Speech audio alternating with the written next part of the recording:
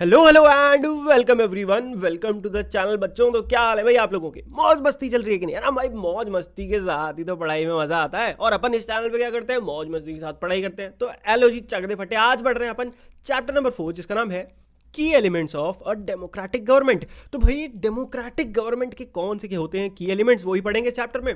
बहुत ही मस्त तरीके से आपको एकदम क्विक एंड क्रिस्पी फॉर्म में चैप्टर पढ़ाने वाला हूं।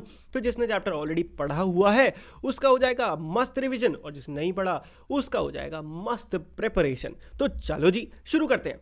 सबसे पहला टॉपिक है भैया, what a democratic government means to all of us. कि भाई एक डेमोक्रेटिक गवर्नमेंट जो होती है वो हमारे लिए क्या होता है, और उसका बात करेंगे उसके पार्टिसिपेशन की। तो एक डेमोक्रेटिक गवर्नमेंट में हम किस तरीके से पार्टिसिपेट करते हैं? Through voting. वोटिंग के थ्रू होती कौन सी भैया, ये तो आपने बताया नहीं। अजी इसके लिए ना तुम्हें पिछली वीडियो देखनी चाहिए थी, वो तो देख के आए नहीं हो। आए हो कि नहीं कमेंट करके बताओ। बट स्टिल मैं एक बार आपको रिवाइज करा देता हूँ क्विक में। डेमोक्रेटिक वो गवर्नमेंट होती है जो बाय पीपल रन होती है। कौन चलाता है उसको? लोग चलाते हैं। कैसे? लोगों के बीच से रिप्रेजेंटेटिव्स आते हैं, वो इलेक्शन लड़ते हैं और जीतते हैं, लोग ही जिताते हैं वोट करके। ठीक है, तो थ्रू वोटिंग के थ्रू हम पार्टिसिपेट करते हैं डेमोक्रेटिक गवर्नमेंट में। पढ़ते हैं। पीपल मेक द ओहो मैंने तो काट ही दिया। People make the decision in a democracy, लोग ही डिसीजन लेते हैं। Through voting in elections people elect leaders to represent them. Same बात जो मैंने अभी आपको बोली, अब तो आगे समझ में। These representatives take decisions on behalf of the people.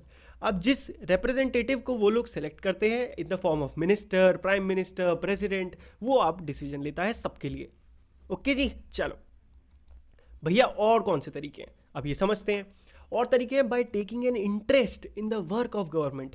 दूसरा तरीका है कि हम सरकार के कामों में इंटरेस्ट लें थोड़ा। भाई इंटरेस्ट मतलब पैसे वाला नहीं, इंटरेस्ट मतलब मजा आ रहा है भाई जान के, वो वाला इंटरेस्ट, समझ रहे हो? People participate by taking an interest in the working of the government and by criticising it when required. कई बार गवर्नमेंट ना अच्छे काम करती है तो आपको वहाँ पे अप्रिशिएट करना चाहिए, और कई बार ऐसे भी डिसीजंस ले लेती है जो कि पब्लिक के वेलफेयर के लिए नहीं होते हैं, तो वहाँ पे क्रिटिसाइज भी करना चाहिए। भाई न्यूज़पेपर आता है, न्यूज़ हमें क्यों पहुंचाई जाती है? सो दैट हमें पता चलता रहे कि गवर्नमेंट आखिर करती क्या है, क्या कर रही है। इसीलिए न्यूज़ आती है, और इसीलिए उसके अकॉर्डिंग किसी नए डिसीजन की या तो तारीफ होती है या बुराई होती है। They can express their views by organising dharna, rally, strike, signature campaigns etcetera. तो जब लोगों को कोई चीज़ नहीं पसंद आती तो वो क्या कर सकते हैं? धरने ऑर्गेनाइज करा सकते हैं। धरना क्या होता है? जब वो बैठ जाते हैं किसी पर्टिकुलर एरिया में बहुत सारा ग्रुप ऑफ पीपल और धरना देते हैं, यानी कि बैठ के एक पीसफुल प्रोटेस्ट करते हैं कि भाई हमारी मांगें पूरी करो। रैली होती है, रैली यानी कि एक जगह से दूसरी जगह तक जाते हैं। रैली, दांडी मार्च जो थी ना वो भी क्या थी? एक रैली टाइप थी। स्ट्राइक हो जाती हैं कि भाई स्ट्राइक क्या होता है कि कोई सर्विस है, जैसे कि रेलवे सर्विस है, अब उसमें कोई गलत इशू आ गया तो रेलवे की तरफ से स्ट्राइक हो जाती है कि भाई जो एम्प्लॉयज़ हैं वो कहते हैं हम काम नहीं करेंगे जब तक हमारी मांग पूरी नहीं होगी। न्यूज़पेपर, मैगजीन, टीवी भी एक बहुत इंपॉर्टेंट रोल प्ले करते हैं गवर्नमेंट के जो इश्यूज एंड रिस्पॉन्सिबिलिटीज हैं उनको डिस्कस करने में। दूसरा है by social movement, another way of people to participate in the organizing themselves into a social movement that seek to challenge the government and its functioning। और क्या सोशल मूवमेंट्स होते हैं? कैसे मूवमेंट होते हैं? आपको याद होगा 1920 में भारत छोड़ो आंदोलन। अब तो ये सब नहीं होता बट पहले होते थे। नेक्स्ट हम बात करते हैं रिजॉल्विंग कन्फ्लिक्ट। भाई गवर्नमेंट के क्या क्या काम है? पहला तो हमने क्या पढ़ा था? सबसे पहला पार्टिसिपेशन। उसके बाद अगला टॉपिक आता है हमारा कन्फ्लिक्ट कैसे रेजोल्यूशन करते हैं। तो conflict occur when people of different culture, religion, region, economic background do not get along with each other, और when someone among them feel they are being discriminated against. सबसे पहले बात करते हैं कि भाई ये जो कन्फ्लिक्ट है ना ये आता ही क्यों है? ये आता है जब लोग अलग अलग कल्चर से, अलग रिलीजन से, या अलग रीजन से, या अलग इकोनॉमिक बैकग्राउंड, मतलब कोई अमीर कोई गरीब, आपस में लड़ भिड़ लेते हैं। लड़ भिड़ लेते हैं क्यों? क्योंकि उनमें से किसी एक को ऐसा लगता है कि वो डिस्क्रिमिनेट किया जा रहा है किसी न किसी रीजन से। तो अब रिलीजियस प्रोसेशन की बात करें तो religious procession and celebration can sometimes lead to conflict. ये क्या होता है? जब रिलीजियस, जैसे कि कोई फेस्टिवल आया, रिलीजियस फेस्टिवल, तो उस पर बहुत सारी भीड़ इकट्ठा होती है जिसकी वजह से कभी कभी लोगों को परेशानी हो जाती है और वहाँ पे कन्फ्लिक्ट पैदा हो जाता है।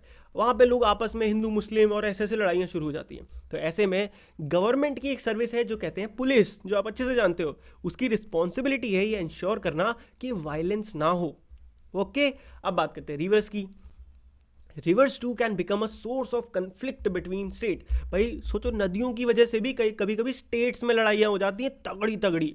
अब अ रिवर में begin in one state, flow through another and and in a third. अब भाई एक बात बताओ, रिवर जब बनी थी क्या उसको पता था कि यहाँ कोई स्टेट होगा या आने वाले टाइम में यहाँ पे केरला होगा या बिहार होगा? रिवर भाई कहीं से शुरू हुई कहीं खत्म हुई। तो उसकी वजह से क्या हुआ, ये पार्ट एक स्टेट का हो गया, ये दूसरा पार्ट दूसरी स्टेट का हो गया, तीसरा पार्ट तीसरी स्टेट का हो गया। तो अब बेचारी रिवर बट गई।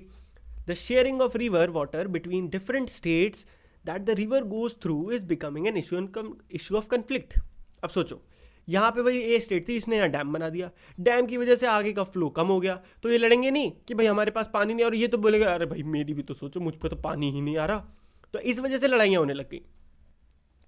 Next up is equality and justice. Equality and justice are inseparable. Equality और जस्टिस को कभी अलग नहीं करा जा सकता। The earlier practice of untouchability is now banned by law.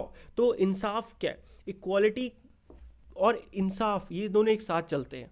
कैसे चलते हैं, तो बात करें जो बहुत पहले एक प्रैक्टिस होती थी अनटचेबिलिटी की, छुआछूत की, भाई इसने ये तो ग्लास छू लिया अब इससे हम पानी नहीं पीएंगे, इसको बैन कर दिया गवर्नमेंट ने, इंसाफ मिला उनको। The government make special provision for group within society that are unequal. तो गवर्नमेंट ने ऐसे ग्रुप्स के लिए जो अनइक्वल हैं सोसाइटी में स्पेशल प्रोविजंस बना रखे हैं, रिजर्वेशन कर रखा है, ये सारी चीज़ें हैं, है ना। तो बस इसी के साथ हमारा चैप्टर खत्म हो चुका है यहाँ पे, और अब हम बढ़ेंगे क्वेश्चन आंसर्स की तरफ, बट उसके लिए आपको देखनी पड़ेगी नेक्स्ट क्वेश्चन आंसर्स वाली वीडियो, सो दैट ये चैप्टर आपका एकदम पक्का पक्का मौज मस्ती के साथ पूरा हो जाएगा। वीडियो कैसी लगी फटाफट कमेंट करके बता दो, एंड अच्छी लगी तो बस क्या करना है, लाइक ठोक देना है, और अभी तक जिसने चैनल को सब्सक्राइब नहीं करा है वेरी वेरी बैड, मार दो सब्सक्राइब। शाबाश, चलो मिलते हैं नेक्स्ट वीडियो में, तब तक के लिए good bye, take care and मौज मस्ती करते रहिए।